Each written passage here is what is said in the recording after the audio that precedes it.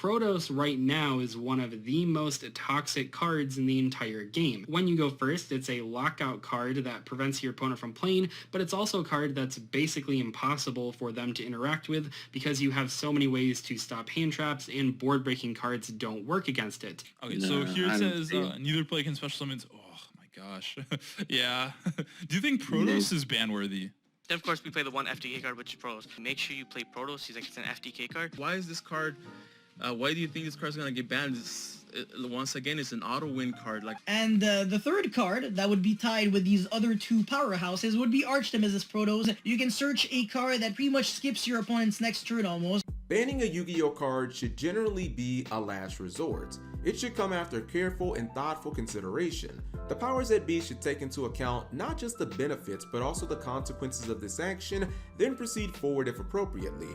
But all too common in the Yu-Gi-Oh community, a duelist's first inclination is to simply ban the card. If a card is strong, ban it. If it hurts my deck, ban it. If it looks broken in replays, ban it. In this video, I want to tackle as well as give my thoughts and opinions on what has recently become a hot button topic in the Yu-Gi-Oh community, somehow. That topic is the ban-worthiness of Arch Nemesis Protos. But before we do that, a quick thank you to our sponsor. This video is brought to you by the Fatal Core trading card game. I promoted Fatal Core and its groundbreaking simultaneous gameplay along with its successful launch on Steam in the past, but this time it's really outdone itself. Fatal Core's all-new draft mode is truly a thing of beauty. This mode lets you use and design completely new and never before seen cards. It's done through their innovative and intuitive draft system that gives effects and stats in exchange for shards, which players are given a specific amount of. This ensures you can make all types of cool and creative cards, but never an overly powerful deck that someone else can't match. With an absolutely endless amount of variety on how your custom cards can work together, there's no way the meta will get stale, and you'll never know what to expect from your next opponent. For anyone who doesn't want to draft, as always, Fatal Core's constructive mode is just as strong and rewarding as ever. With new features being added regularly, there's never been a better time to start playing the 100% free-to-play and never any purchase necessary Fatal Core TCG. Download it on Steam today using the link in the description below. For starters, let's lay out what Protos is, where it's being played, and why people want it banned. Cliff notes, he's a level 11 Dark Worm with 2500 attack, 3000 defense. He requires 3 monsters of different attributes to be banished from your field or graveyard to inherently summon him from the hand.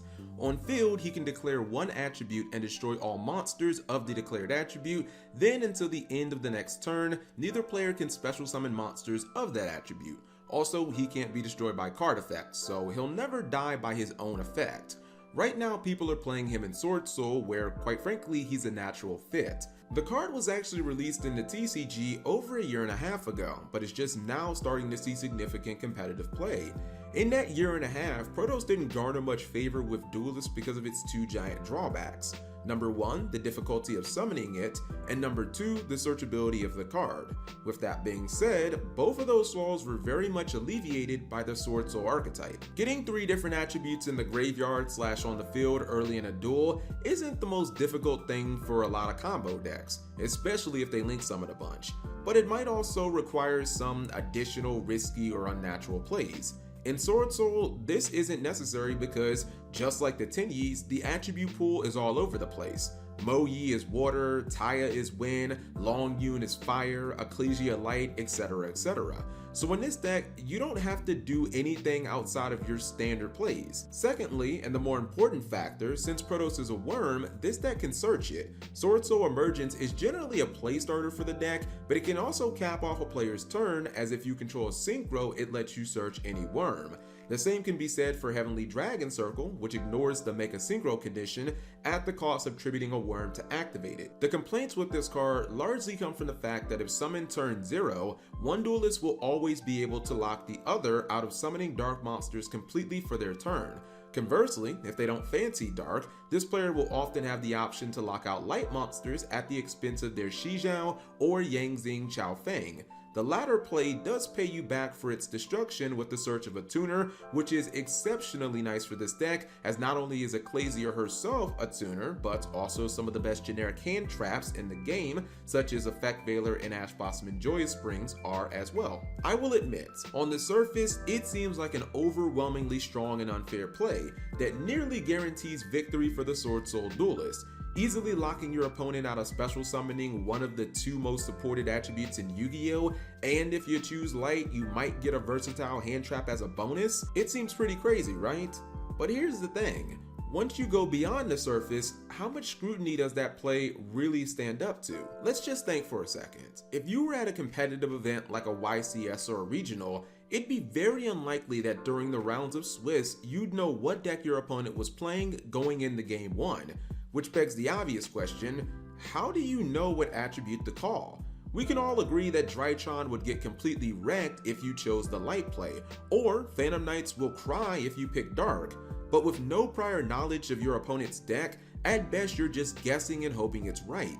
This is the absolute epitome of RNG and the exact type of thing that competitive duelists have swayed away from, going as far back as the release of Barrel Dragon and the second core Yu-Gi-Oh! Booster set, Metal Raiders. In Yu-Gi-Oh! You generally want to reduce the element of chance as much as possible, not base your opening play around it. The second question that comes to mind is, what happens if my opponent isn't playing a deck that is drastically affected by not being able to special summon light or dark monsters for a turn?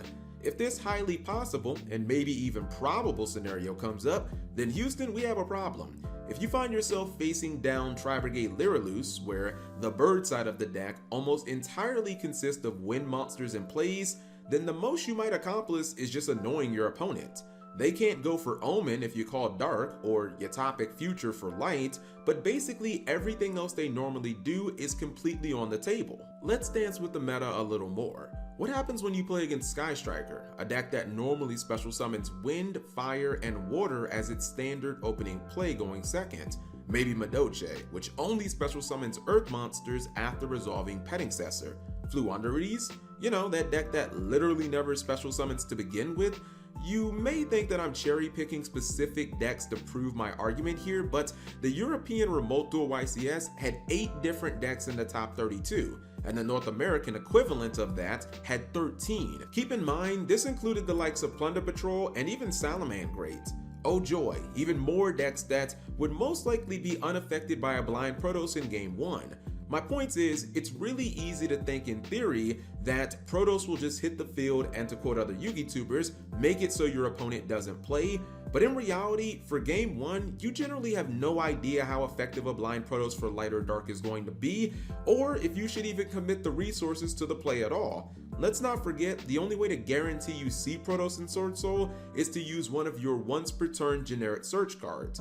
If you summon it and it doesn't cripple your opponents, or they just out it during their turn, that's a completely wasted resource. Also, in case you're wondering why I focus so much on light and dark, that's because those are pretty much the only guaranteed attributes to call for the standard opening play with Protos in Swordsoul. In a meta that appears to be drowning in diversity, at least according to the results of the 2 Remote Duel YCS events, I really don't believe that blind Protos is very reliable. But where this gets really unfair and really unfun is that Protos is not only a card that is good going first, it's also a card that's very good going second, and in some cases it might even be better going second than it is going first. So let's talk about Protos being used when going second, and how the concept of it being arguably more powerful there actually counters the entire argument of it being a card that doesn't let your opponent play. I'll speedrun a bunch of the card's applications when going second because, unlike when going first, your opponent should have an established board, also meaning you know what you're playing against and exactly what to call, and you can use your opponent's attributes to blow up their monsters. When going second, yes, Protos removes most of the annoying variables that make the card mediocre in my opinion when going blind first. However, by pure definition of going second, it means that at minimum, we've given our opponent 2 turns to play the game, an opportunity during their opening turn to do whatever it is that their deck wants to do, then a chance to disrupt us during our turn prior to us even summoning Protos in the first place. Quite frankly, if Protos hits the field deep during turn 2 and it wreaks havoc on the opponent to the point where they can't recover, who cares? It's their fault. As I just mentioned, they had multiple turns to quote, play the game and stop us. Protos should be incredibly strong at that point. One of the clear differences between a card like Arch Nemesis Protos and VFD, which some players in the community are making comparisons to, is that VFD wasn't a guessing game, and it truly didn't allow your opponent to play Yu-Gi-Oh! If your deck needed to do the pure basics of the basics, such as activating monster effects or attacking with monsters, that just wasn't going to happen. Considering that describes every competitive deck during that time, it effectively meant, unlike Protos, VFD had no bad matchups. VFD actually did the opposite of what Protos does going first and removed RNG, as it made opponents' monster types whatever you wanted them to be, so it was impossible for it not to be effective. Another factor I like to take into consideration when discussing whether or not to ban a card is how much play is said card actually seeing and how many decks is the card being played in. With VFD, most people vividly remember it being dominant in Virtual World, but the truth was, at that time, VFD could be made in Drytron, Infernoble, Karakuri, Dinosaurs, Earth Machines, heck even the little adorable Fluffle deck could VFD you into oblivion in its first turn.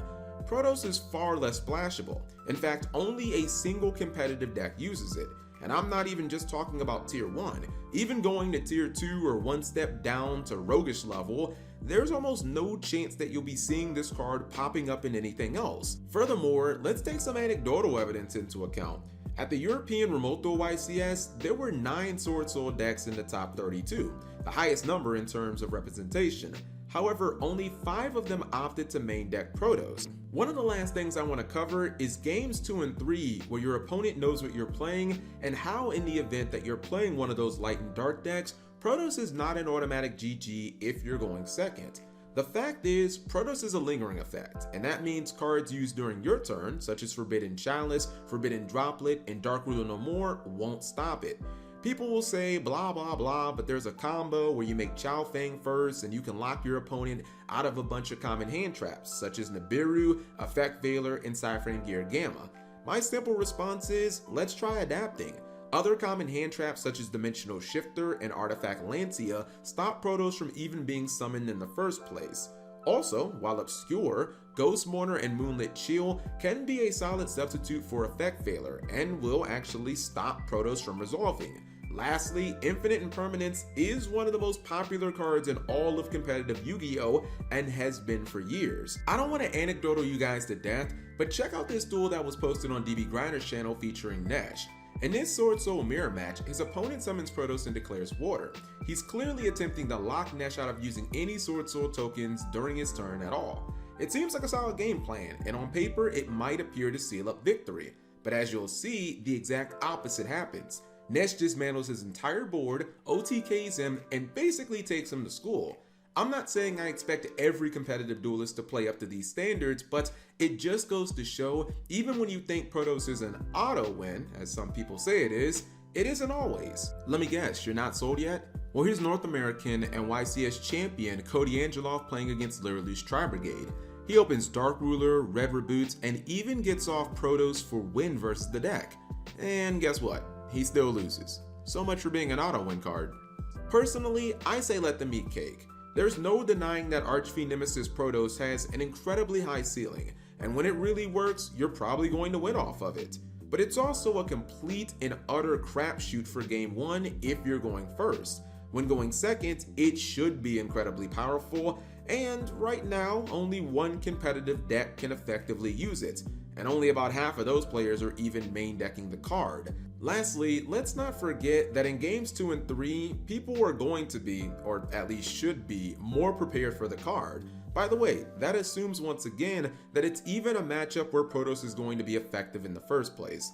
My opinion, just like the competitive meta in our card pool, could change in the future, but for right now, Archfiend Nemesis Protos doesn't need to be banned. Well, those are just my thoughts and opinions on the card, and I'd like to hear yours in the comment section below. Thank you very much for watching, and subscribe if you have not already.